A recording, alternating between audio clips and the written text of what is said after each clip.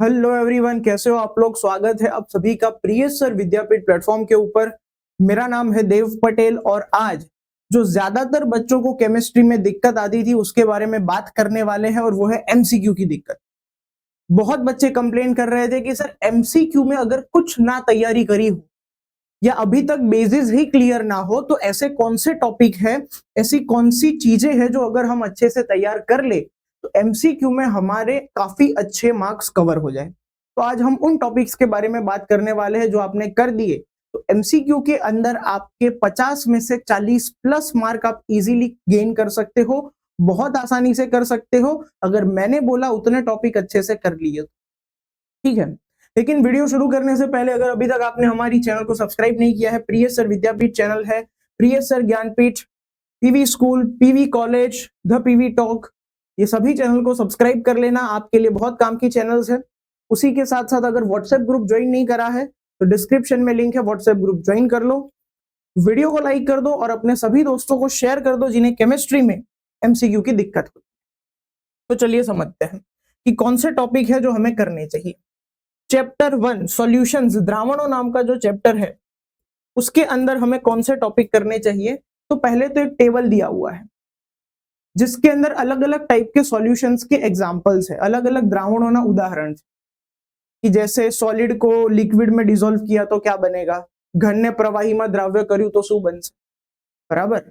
या फिर गैस को लिक्विड में डिसॉल्व किया तो क्या बनेगा, वायु ने प्रवाही में द्रव्य કર્યું तो શું बन सकता। तो ये सारा जो टेबल है आपका वो आपको तैयार कर लेना है, उसमें से एक एमसीक्यू आता है, चाहे बोर्ड की एग्जाम हो चाहे गुडसेट की एग्जाम हो, ये बहुत इंपॉर्टेंट है।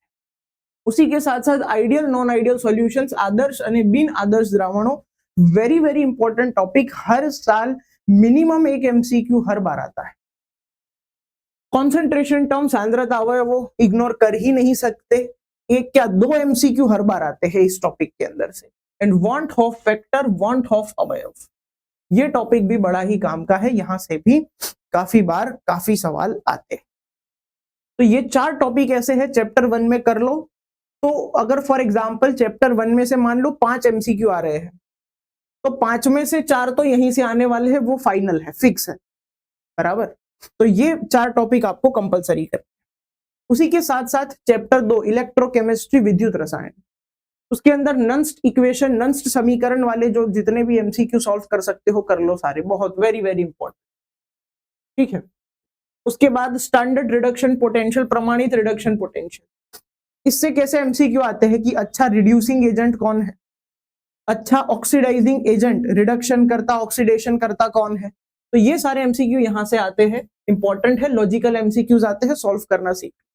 कोहलरोश बहुत ही इजी एमसीक्यूज आते हैं, ठीक है, हर 2 साल में एक बार एमसीक्यू आ जाता है। तो कोहलरोश में बहुत इजी इजी एमसीक्यू आते हैं। अब यहाँ पर ये गुजराती में थोड़ा आगे पीछे हो गया, फैराडे इधर, कोहलरोश इधर, ठीक है।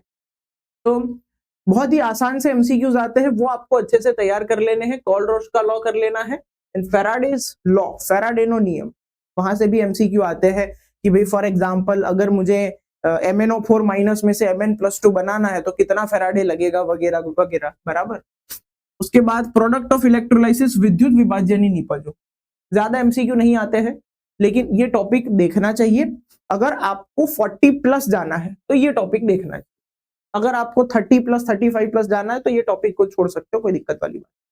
बैटरी कर लेना, बैटरी में से एनोड कैथोड की रिएक्शंस, प्रक्रिया, चार्जिंग डिस्चार्ज की प्रक्रिया, ये सारी प्रक्रिया कर लेनी है, बैटरी में से काम का है, बराबर।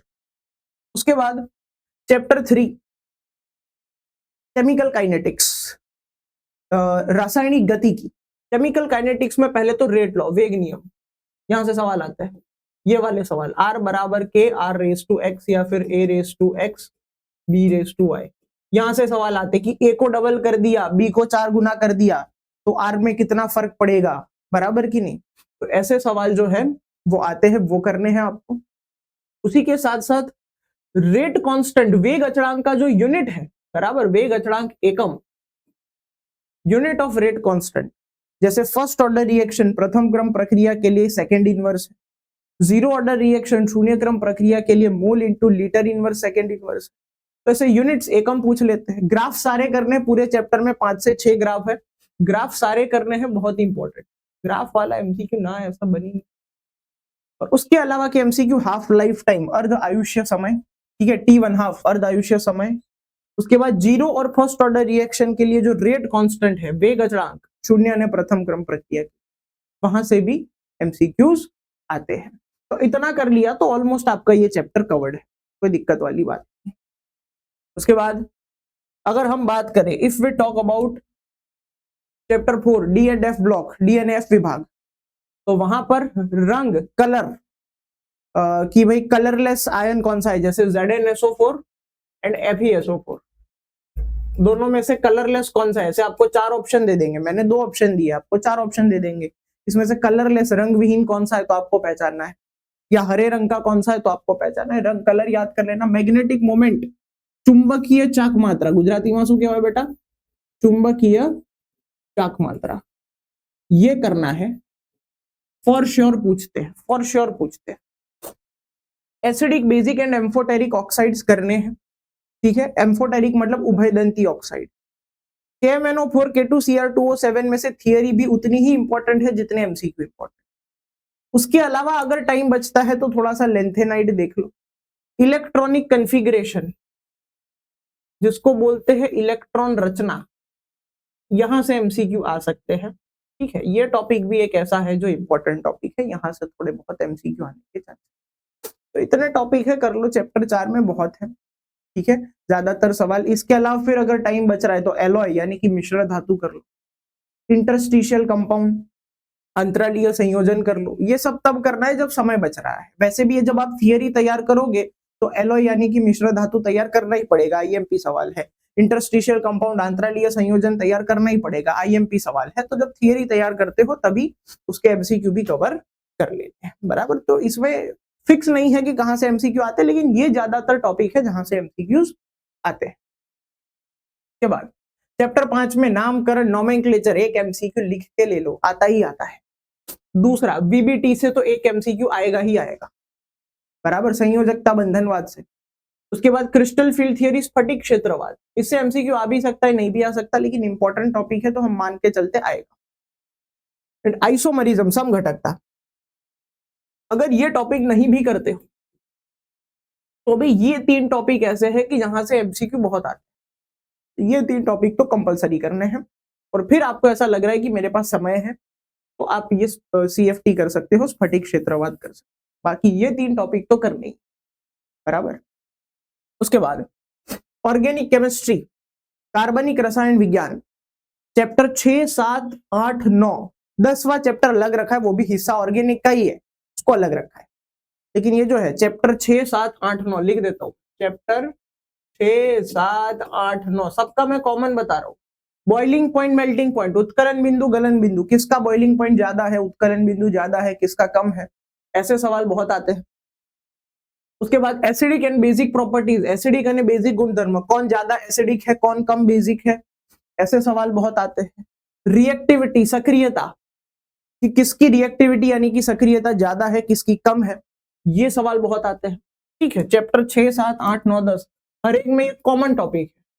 कैसा टॉपिक है बेटा, कॉमन टॉपिक।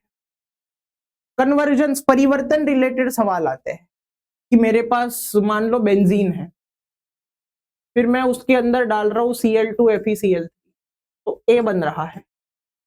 फिर मैं उसके अंदर डाल रहा हूं HNO3H2SO4, तो B बन रहा है। तो बताओ A और B क्या है।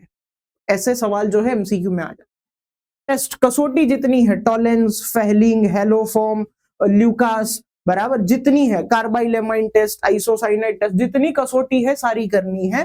टेस्ट में से भी सवाल आते रहे एमसीक्यूज में।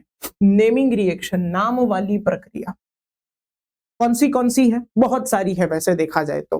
वुड्स फिटिग, फिंकलस्टेन, स्वार्ड्स, उसके साथ साथ ये भी कवर कर लो, SN1 SN2 कवर कर लो, है SN1 SN2 कवर कर लो। Aldol, cross aldol, Williamson ether synthesis, Williamson ether प्रक्रिया, इटार्ड रिएक्शन, रोजनमुंड रिएक्शन, उसके बाद हेल वोल्हार्ड जेलिंस्की, इतनी सारी प्रक्रिया है, नाम वाली सारी प्रक्रिया करनी है, बहुत ही इंपॉर्टेंट है हमारी, बराबर। और उसी के साथ साथ एक और चीज ऐड कर देता हूं, यहां तक आया ही है नोमेनक्लेचर,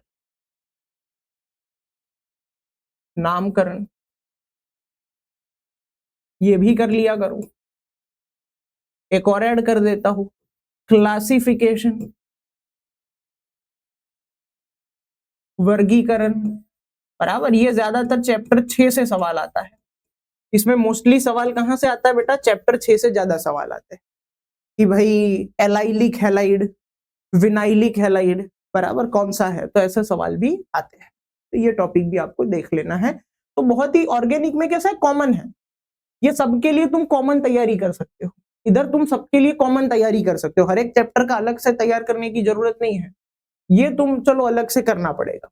बाकी पहले दो टॉपिक ऐसे हैं जिसके लिए कॉमन तैयारी लगती है। कन्वर्जन, परिवर्तन के लिए कॉमन तैयारी लगती है, बराबर। तो कुछ चीजें ऐसी है जिसमें कॉमन, नोमेनक्लेचर, नामकरण के लिए कॉमन तैयारी लगती है, बराबर।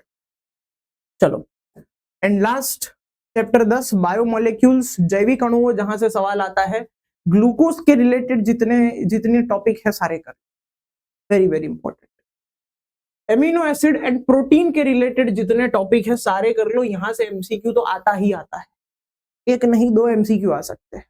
विटामिन से एमसीक्यू आएगा ही आएगा कि इस विटामिन की कमी से कौन सी बीमारी होती है, या विटामिन का नाम बताओ, विटामिन B6 का नाम क्या होता है, विटामिन C का नाम क्या होता है, विटामिन B12 का नाम क्या होता है। तो विटामिन से सवाल आता है। और उसी के साथ बहुत मन कर रहा है तो एक और टॉपिक ऐड कर देता हूं, दैट इज न्यूक्लिक एसिड। बहुत मन कर रहा है पढ़ने का, तो न्यूक्लिक एसिड देख लो, यहां से भी एमसीक्यू आते हैं। मैंने बताया उतने टॉपिक आपको करने हैं। चैप्टर 10 में 4 टॉपिक दिए हैं। ऑर्गेनिक केमिस्ट्री, कार्बनिक रसायन विज्ञान में मैंने टॉपिक ज्यादा दिए, लेकिन सामने चैप्टर भी तो देखो, तुम्हारे एक साथ 4 चैप्टर कवर हो रहे हैं। मैंने कितने टॉपिक दिए हैं? 4, 5, 6, 7, 8, 9, ऑलमोस्ट 10 टॉपिक के अराउंड मैंने आपको टॉपिक दिए हुए हैं, ठीक है।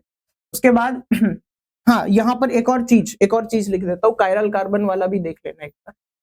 कायरल कार्बन, किरालिटी, हो गए तुम्हारे 10 टॉपिक। किरालिटी भी देख लो, कौन सा किराल कार्बन है, ऑप्टिकल आइसोमर्स, प्रकाशीय समघटक, उसके रिलेटेड सवाल आते हैं। उसके बाद चैप्टर 5 में मैंने 4 टॉपिक दिए, नामकरण कर लो, वीबीटी, ठीक है, संयोजकता बंधनवाद, उसी के साथ साथ क्रिस्टल फील्ड थियरी, स्फटिक क्षेत्रवाद देख लो, आइसोमरिज्म, समघटकता देख लो, प्राइमरी सेकेंडरी वैलेंसी का सवाल आता है वो जरा देख लो, 5वां टॉपिक वो दे देते।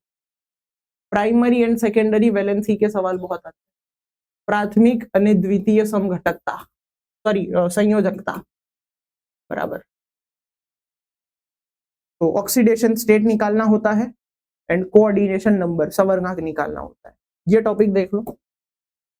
रंग देख लो, मैग्नेटिक मोमेंट, चुंबकीय चाक मात्रा देख लो, KMnO4, K2Cr2O7 देख लो, electronic configuration, length and height थोड़ा देख लो, ऑक्सीडेशन स्टेट, ऑक्सीडेशन अवस्था देख लो, ये बेसिक चीजें देख लो। चैप्टर 3 में तो ये 4 टॉपिक करो, बहुत है, बराबर। वेग नियम, रेट लॉ, वेग अचरांक, ग्राफ कर लो, हाफ लाइफ टाइम, बराबर, अर्ध आयुष्य समय, उसके रिलेटेड सवाल देख लो। चैप्टर 2 में थोड़े ज्यादा टॉपिक है क्योंकि इंपॉर्टेंट चैप्टर है, बहुत सारे ऐसे टॉपिक है जहां से सवाल निकल सकते हैं। तो चैप्टर 2 में मैंने ज्यादा टॉपिक दिए, और चैप्टर 1 में भी ये जो 4 टॉपिक है इतने करोगे तो आपके काफी हद तक जो अच्छे मार्क है वो कवर हो जाएंगे, बराबर। तो आई होप आपको मजा आया होगा। तो मैंने जैसे बताया है वैसे तैयारी करो, आपके जबरदस्त मार्क आने वाले हैं, आपकी बोर्ड एग्जाम एंड गुडसेट 2026 के लिए ऑल दी बेस्ट। ऐसे ही तैयारी करते रहो एंड मार्केट में धूम मचाते रहो। मिलते हैं ऐसे ही मजेदार वीडियो के साथ नेक्स्ट टाइम, तब तक के लिए बेटा tata bye bye, take care.